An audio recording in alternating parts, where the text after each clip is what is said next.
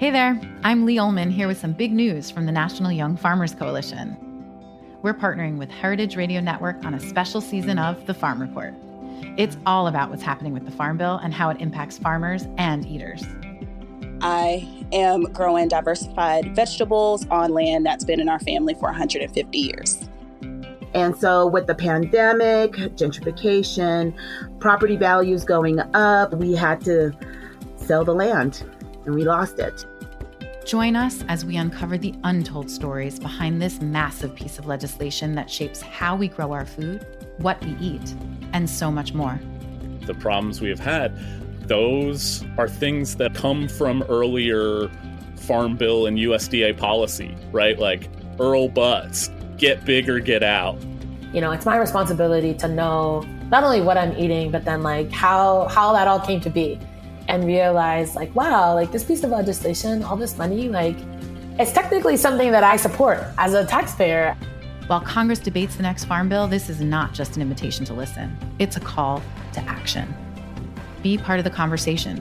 Subscribe to the Farm Report on Heritage Radio Network, wherever you listen to podcasts.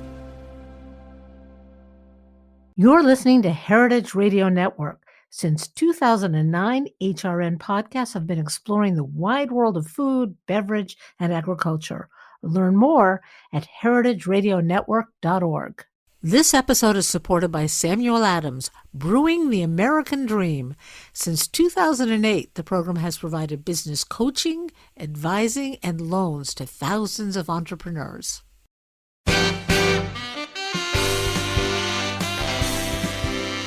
Hello to everyone. I'm Louisa Kasdan, your host for Let's Talk About Food, a podcast devoted to first-person storytelling where food plays a pivotal, if not a starring role. Everyone has a food story. Food is at the heart of human connection, at the center of love, of ritual, of need and want, and most of all, food creates community.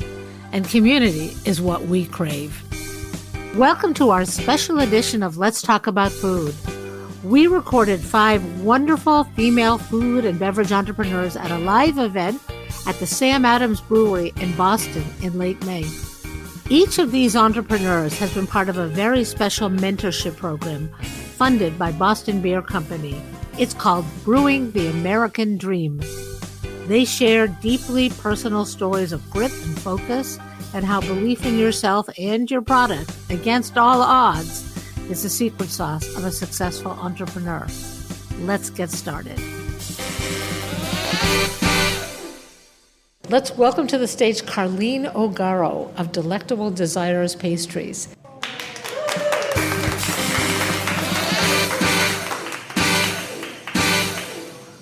So, Carlene, not to put you on the spot, but totally to put you on the spot. I see. I want to know, what gave you this crazy idea that you could start your business making these gorgeous cakes? I read in your bio that you got the idea back when you were 4 years old or 5 years old or 7 years old. So tell us your story. Definitely. Well, I started baking at 4 with my mom, and it was such a special time. It was relaxing. It was normal. It was easy. And, you know, I grew up with West Indian parents, so it was go to school, go to college, get an education, get a career, and then have fun after. And when I was applying to law school and I got in, I said, you know what, I'm still young, let me pivot and go into the food industry and really follow my passion and really kind of connect to that 4-year-old Carlene and say, hey, you know, you had a lot of fun then, you had a great time, food was great, baking was fun, and that's what made me kind of do the switch, and I've been there ever since. And it's something that it brings me joy to see the joy in other people's faces. So with a lot of my cakes, birthday cakes, wedding cakes, christening cakes, I got to be part of a lot of precious moments with people, and it's really something, and it just makes me feel accomplished. More than if I was a lawyer. Like financially, I would have been struggling or wealthy, but I would have been unhappy. This, I have the financial security and I am happy. So it ties in all together, and it just makes me feel that I am living like the American dream of just being happy, creating something, creating food, creating edible art. and being part of so many wonderful moments. What was it like for you to begin? It was hard. When I first started, it was, okay, I'm just going to bake and everyone's going to like it. I'm going to have my prices together. But it wasn't like that. It was the first part of starting my business. It was a lot of learning, and I'm still learning to this day, learning what people like, what they don't like, learning my customers, and trying to get the financial side together, trying to find the right customers, trying to find what actually works for me and what makes me happy and what's going to keep me in my business. That was the hardest part for me, but as I grew with the business, I began to know my worth of what I'm making, know my customers, and that's where I am today. Well, that's kind of amazing. Can you paint the picture for me of your first 6 months or so in business, where you were, what you did, how it got launched, and also, what did your family say? So the first 6 months, I was actually across the yard, right, from Sam Adams. I was in there, and I started my business off doing like door-to-door selling to different bakeries and cafes throughout Boston. And I wasn't getting paid on time. I didn't know about terms. I didn't know about anything. I just thought, okay, eventually they'll pay me. Didn't know about invoices. And I ended up doing an event for Sam Adams, and they started saying, oh, they're going to start a company. Well, not a company, but Brewing the American Dream. It's to help, entrepreneurs in the beginning stages, and here you go. Would you like to be part of that? And I said, of course. What is it? And then they gave me a check, and I was excited. I was able to pay my vendors. Like, it really got me out of that situation. And then it got me to start the learning part of actually having a business, not saying, oh, you have a business, but understanding what it is to have a business, the financial side, the advertising side, getting paid on time, terms, delivery, contracts. That all came with that learning experience, like 6 months in, up to like last week. And how did you know your product could make it? I just believed in myself, honestly. Like, I did not have a plan B. I didn't want a plan B. This was it. Like, we're going to make it work. We're going to ride it till the wheels fall off. It was going to happen regardless. So because of that, and because I did not have a plan B, that just made me work harder and made me find a way to continuously make it work. Through every down that I had, I said, you know what, there's no plan B. You're going to have to figure it out. Figured it out, got back on track, did it again. So your plan A was to succeed. Mm-hmm. Yes. Did you actually have a business plan? I did have a business plan, but so I took a course, and I think I wrote the business plan to make it sound good, but I don't think the business plan was what I wanted to do, if that made sense. Like, I knew I had to write one. I knew, like, if you wanted to go to the bank, you needed one, but I don't think I wrote the business plan with Carlene in mind. I wrote it to make it sound good. So along the way, I've definitely have rewritten a business plan and made it more tailor-made for me and what I wanted to get out of it. I understand. You were writing the business plan to be read by other people. Yes. Aha. It was not the expression of your personal passion. Exactly. So tell us about the cakes.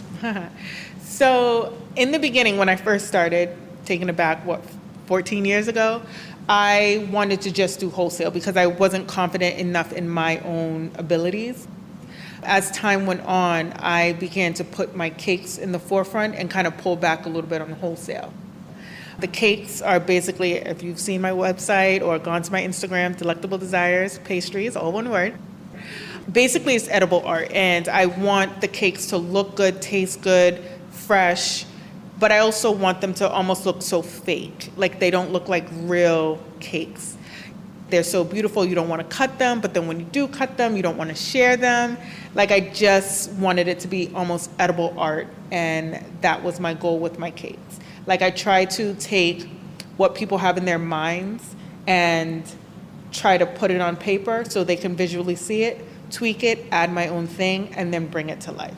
So the designs come from you, or they come from your clients, or? It's a mix. So, everyone knows about Pinterest. So people will send Pinterest images, and then I'll talk them through and say, hey, what is it that you really want? What do you want to capture with this cake? And then by the time we tweak it, it's almost like a mutual thing. Sometimes it's my own style, sometimes it's strictly the client's. But I always say I have to put a little bit of something to make it more me. And then that's the end result. Wow. And I know you have a busy business, because I looked on your website and it said you really have to order for a special occasion, like a month in advance. Mm-hmm. So tell us about the size and scope of your business now. So right now we are doing great. I'm, like I said, going more into the cakes, the wedding cakes, the birthday cakes, special occasion cakes, pulling away from wholesale. So right now we are basically booked until the third week of June, and we have dates all the way out into December. We actually have booked for 2023 already. People are coming to us more for the quality, more for the style, more for the look. A lot of it has been word of mouth, Instagram, referrals. It's great. So we are really busy, and now as I move further into my business, I'm actually doing more of what I want to do, which is design cakes all day. And I think I said that years ago when I first got my first installment from Brewing the American Dreams. I just want to make cakes all day, and I'm actually doing that, and I'm actually having fun with it.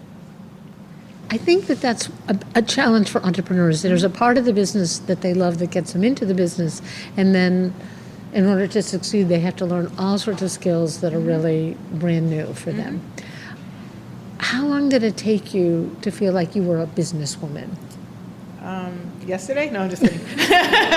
No, I would say it took, I want to say, maybe the first 3-4 years. I feel like once I got my own location, my first location, and I started really making decisions, everything fell on me, the rent, the overhead, employees, managing. I feel that's when I really started feeling like I had a business, like I'm making it, I'm doing something real. I would say at that point, and that would be about 7 years ago. And you've been in business for how long now? So I started in 2008, 2009, and I got my store in 2014. So I've been doing this for half my life. So let me just ask you quickly, as a follow-up question, out of the blue, did you ever have a cake that really went just wrong? And what do you do about it? In the beginning, I did. So in my earlier stages, like I wanted everything so fresh. So literally, I had baked this woman's wedding cake day of, and it was in the middle of June, and it was only buttercream. And I was like, oh my God, it's not working out. So I tried to cover it with flowers and overdress it. And of course, it's not the design we discussed. So I would say that. My own wedding cake I did. And out of all the cakes, other than my first real wedding cake, my own wedding cake was actually, I did a whole different style, and I went to deliver my own cake, and it slid. And I'm like, out of all the years I've ever made a wedding cake, no cake has ever slid. So I'm like, okay, you mean this slid is like off the plate slid? It's like it was a 4-tier cake, and the top 2 slid, and I'm just like, of all cakes, why my cake? Like, why my cake? But I doctored it up and fixed it, so you couldn't even tell. Was I mad? Yes, yeah. But. Thank you so much. We'll bring you back at the end, but thank you for sharing your story with us. You're welcome. Thank you.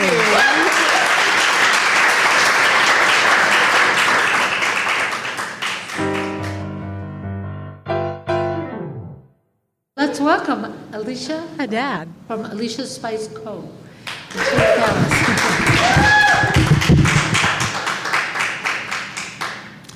So, tell us how you began this. I know that you have recently been a winner in the Brewing the American Dream. So, just tell us how you began. Well, my company is Alicia's Spice Co., and I founded my business in 2015. I have been cooking, canning, and baking since I was old enough to stand on a stool and hold a spoon. It's something that my grandmother Lita and I did, and something my whole family is extremely passionate about. And I started this company with the premise of having something that was allergen friendly, that was kosher, keto, vegan, certified gluten-free, something that was allergen friendly, didn't contain soy, dairy, or nuts, no artificial sweeteners, preservatives, anti-caking agents, something that was safe for all children and parents and adults. And I'm living my dream every single day, and I'm grateful for that.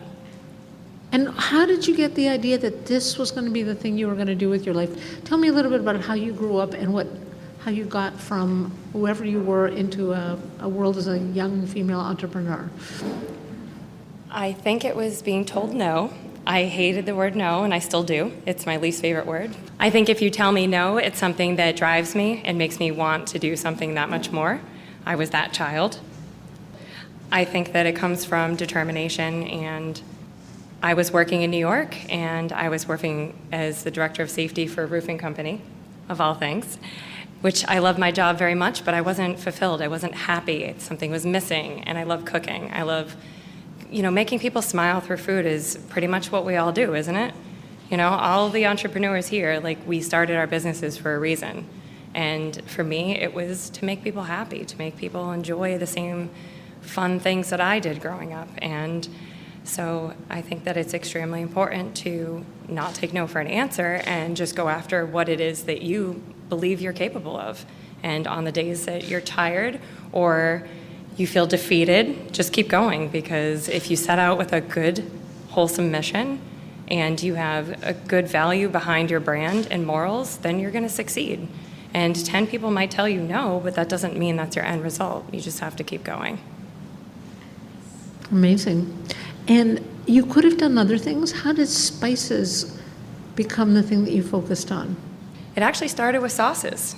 Started with maple barbecue sauce, maple applesauce, and a honey maple jalapeno spread.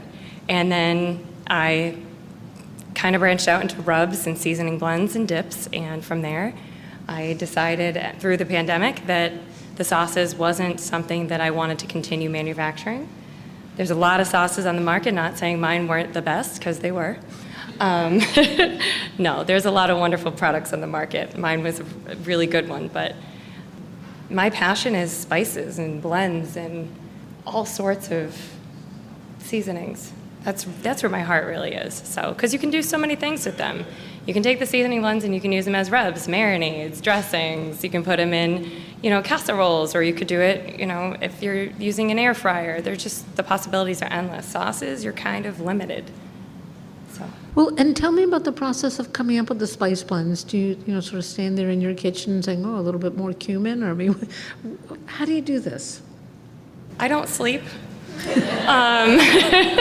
So I think I don't sleep, and I wake up in the middle of the night and I just have a notepad and I just scribble down recipes, and it's through trial and error and having people sample it and cook with it and tell me it's terrible, because I never want everyone to just say it's great. I want everyone's raw, real, honest opinion, because that's the only way you're going to get better, is if people give you the truth. So I think that it comes from any time of the day, really. I could be in a grocery store and I'm like, how can I make this better?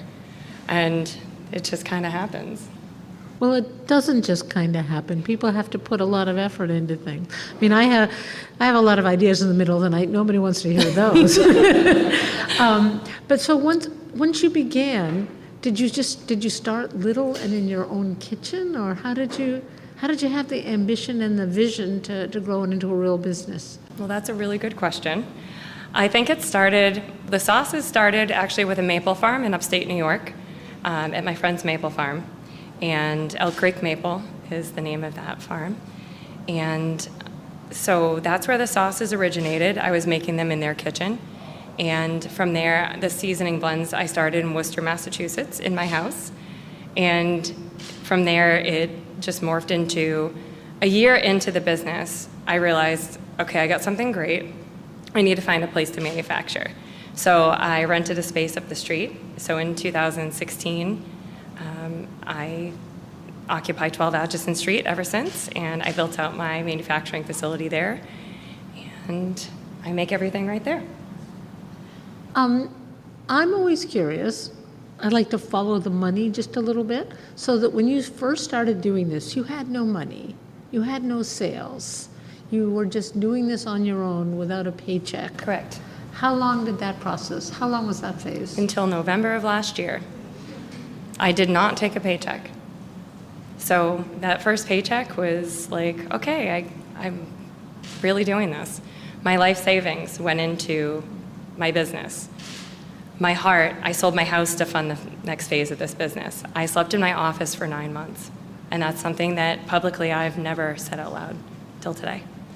There's a few select people that know that, and I am proud to know that if I can make it through 9 months of being in my office during the beginning of a pandemic, nonetheless, I will survive anything. And my business is everything. So if I didn't have my business, it's an extension of who I am. It's part of me. It's like my child. And I wouldn't have it any other way. I wouldn't do it any other way. So it probably meant a lot to you when Brewing the American Dream. Was that your first outside money that you got in? Yes, that was the first of many things that started happening. So tell us those things that started happening. Oh, well, so there's Brewing the American Dream, and I received a grant from the city of Worcester. And right now, I recently received the Empower Digital Grant from Mass Growth Capital Corporation for $5,000, and that went towards web design, photography, and those sort of digital things. And then, just like Miss Goody Crunch, I am launching my BizM grant this upcoming week. And by the way, you did a great job on that. I loved it. Little fangirl over here. But I'm very much looking forward to that. And if I'm able to meet my $20,000 goal for machines, they will match the $20,000. So it'll be essentially $40,000 for machinery. And I'm also right now in the top 3 with Rockland Trust Bank and 25 News Boston for a $20,000 grant to put towards the additional machinery that I need. So if it all comes together, then yes, it would be amazing. And where do you sell? Where can I buy? Only online, or I can buy in stores, or how do I find this? I am someone who cares about things that are gluten-free too, so Good. I'm excited to buy them. Well, you can purchase my products online at aliciasspiceco.com. You can purchase them on Mabel. You can purchase them on Faire. Pretty soon you'll be able to purchase them at Whole Foods Market. And I'm very excited about this. And yes, thank you. You can also purchase them at Maker Domain in Worcester, Worcester Public Market, the Market Pantry, Julio's Liquors, Cape Cod Markets just picked up my line. There's a lot of awesome places. Can you tell me, just as a final question, about a moment where you said, this is just perfect. I've got it right. I think that I have a lot of those moments now. Tell me one. Well, this is one of them.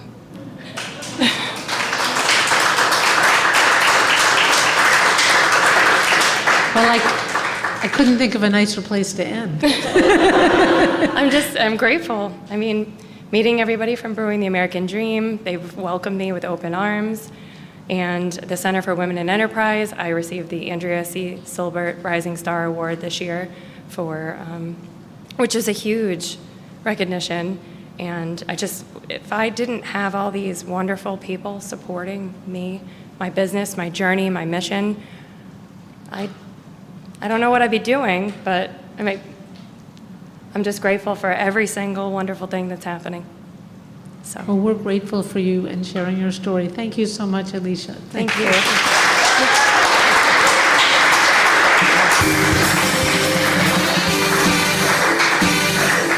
That was just great.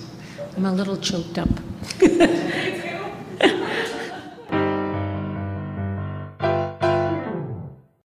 This episode is supported by Samuel Adams, Brewing the American Dream. They do amazing work providing business coaching, advising, and loans to thousands of entrepreneurs. Jennifer Glanville, the Director of Partnerships at Sam Adams, said it so well at the event. The best work I've ever done has been part of our Brewing the American Dream program. This program was started in 2008. Our founder and brewer, Jim Cook, when he started Samuel Adams almost 40 years ago, there were two things he needed access to start his business: capital and nuts and bolts business advice. So we're in year 14. I'm really proud to say that we have loaned $79 million in the last 14 years. Along with our nonprofit lending partners. What's amazing to me is the repayment rate for those loans are 98%, which is well above the national average. We work very closely to make sure people are getting the right amount of money for the right projects, so they're getting the coaching and the capital together, which is incredibly helpful. We have coached and mentored over 13,000 people in 14 years. We've also created and retained almost 10,000 jobs, and that number has actually stayed the same over the past 2 years with the pandemic. So we're also really proud of all these small businesses. The resiliency that they've shown over the last 2 years is incredible. HRN is home to transformative exchanges about food.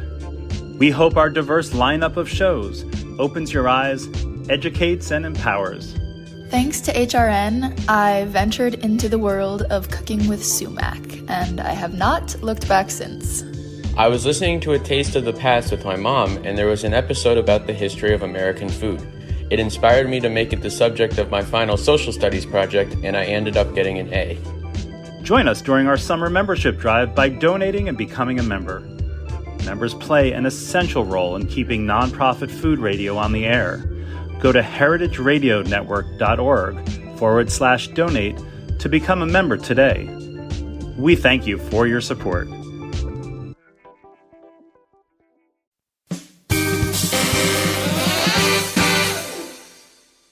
Now, back to our interviews with these inspiring entrepreneurs. Our next person is Hamdallah Alona. Hamdallah, please come up to our stage and tell us your story.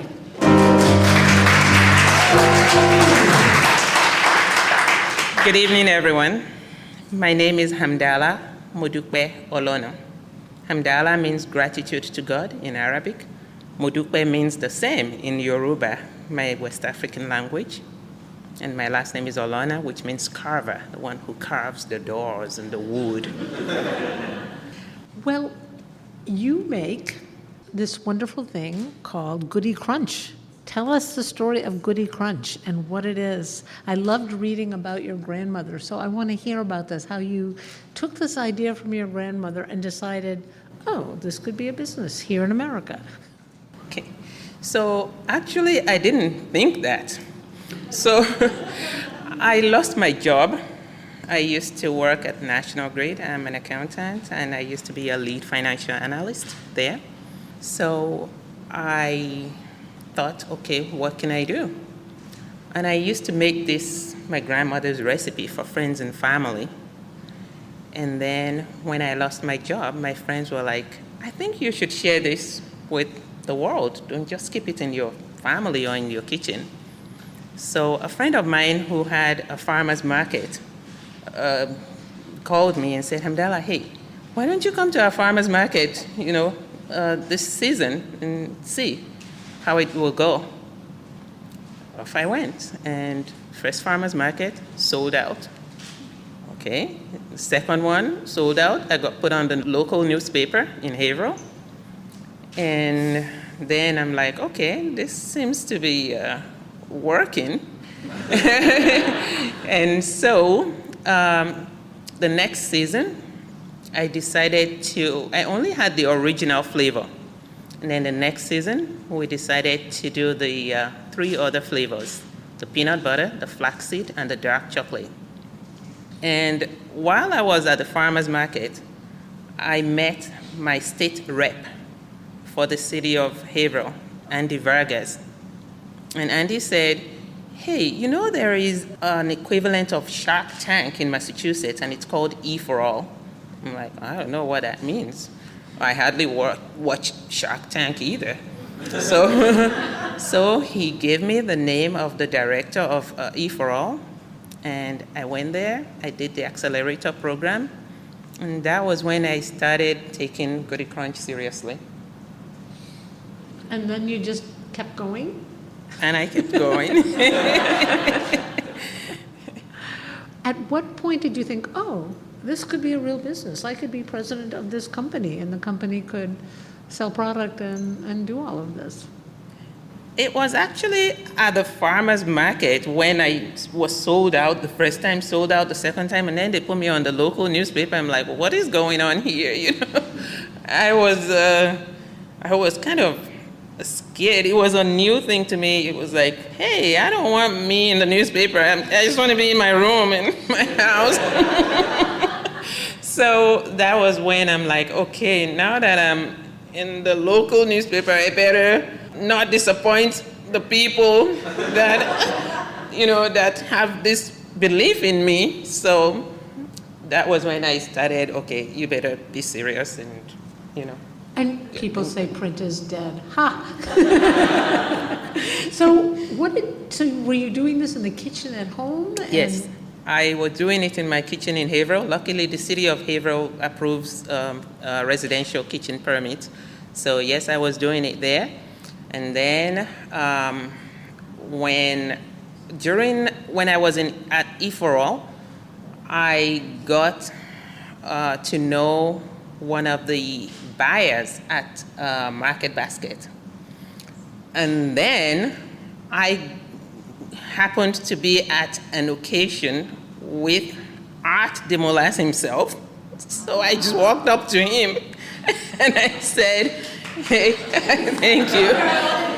So I said, hey, I want you guys to carry Goody Crunch. And he's like, and then I gave him a sample and he's like, and then he called his assistant and said, hey, put this on my desk on Monday. And, and that was, so E4All gave me that boost, the confidence to approach anybody. So, and then he talked to his buyer, he contacted me. However, I didn't proceed with Market Basket because Goody Crunch is organic, it's vegan, it's naturally gluten-free. It's kind of like a high-end product. And I considered my cost of production and what Market Basket stands for. Market Basket is like your value for your dollar. And so I need to come up with a product that will fit into their business model. And that's why I didn't proceed with it. The same thing with Walmart. Walmart also wanted Goody Crunch, but two things with Walmart: the same issue with Market Basket and their volume. They have 4,800 stores. I don't think I'm quite ready yet for that. So now Stop and Shop has approached me, and yes, we are moving forward with them. Thank you. Thank you. We've done we've put in all the Goody Crunch information into the system, the vendor system, and because we recently got USDA organic certified, we need to make a new package. So I'm sorry I brought you the old package this evening, but the new package is on the way with the USDA logo on it. And so that's what we're waiting for to proceed with Stop and Shop. Amazing. I mean, there are different kinds of flavors of being an entrepreneur. Some of them are very structured. People have an idea. They think there's something in the market. They put together a very tight business plan. They do their market research. And others kind of, I don't know what the technical term for this, but I'm making up a technical term, and I'm going to call it sort of one foot in front of the other marketing. That's right. Yeah. That's how to do it. And it seems to me that that's what you did. It came along, you seized the moment, you seized the opportunities, you saw where it was going. What's your goal? Where would it feel like success at this point? So my goal is to get into the chain grocery stores. And yes, I think I'm getting there now. I'm achieving it. And thanks to Commonwealth Kitchen, they have decided to co-pack for me. And so that will help facilitate the process of expanding and growing.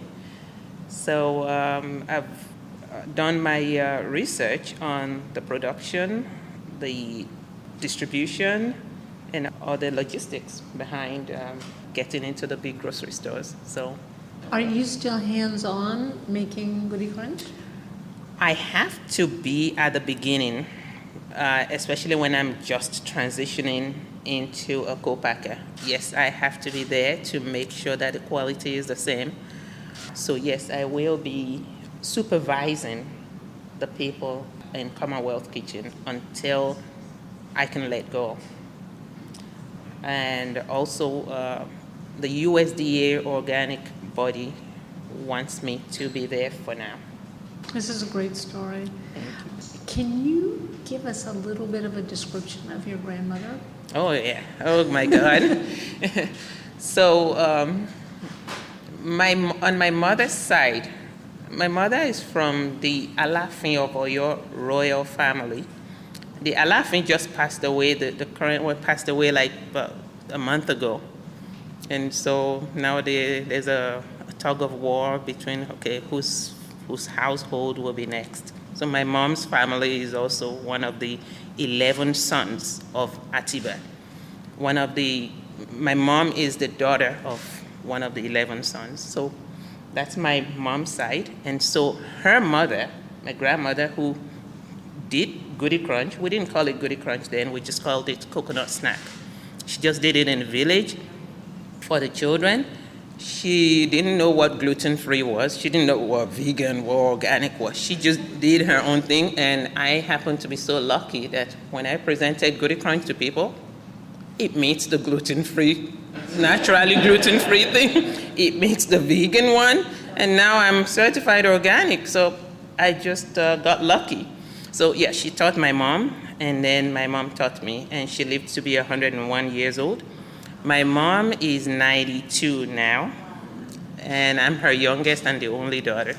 I have 4 brothers. Amazing, amazing story. Thank you so much. Thank you so much.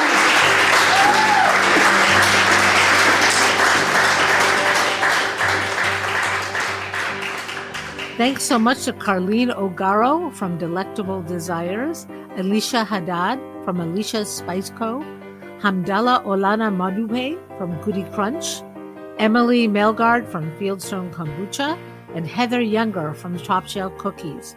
And special gratitude to Boston Beer, Brewing the American Dream, and Sam Adams Brewery. Thanks for listening. Let's Talk About Food is produced by The Food Voice. I'm producing, along with audio director and composer Mike Moss of Soundscape Boston. You can find more of our stories at our website, letstalkaboutfood.com, and on Heritage Radio or wherever you get your podcasts. Let's Talk About Food is powered by Simplecast.